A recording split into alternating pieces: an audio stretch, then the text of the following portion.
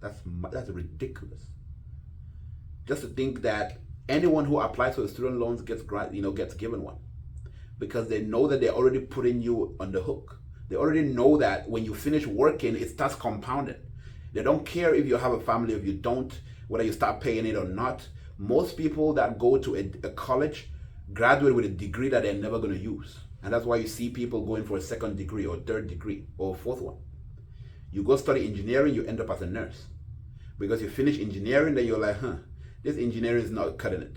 Then you go start nursing from scratch. Then you take another student loan to go do nursing. Then you finish nursing, and you're like, this nursing is not cutting it. Let me go do IT. Then you go take another student loans and go do an IT program. You finish IT, and it's not cutting it. Guess what? That's why most of us end up broke. That is why most of us end up broke. Because if you finish college and you already have $50,000 of student debt that is going to keep compounding every single year, when are you ever going to pay it off?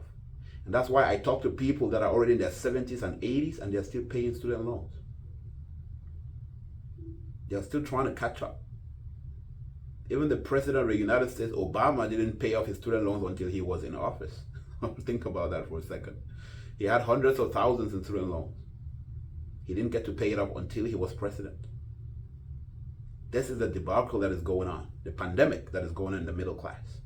And we still see a lot of people going into that same boat, doing the same mistakes, and all we're doing is watching, all right? So how can you shield yourself and your family, at least your kids, from going through the same pandemic, all right?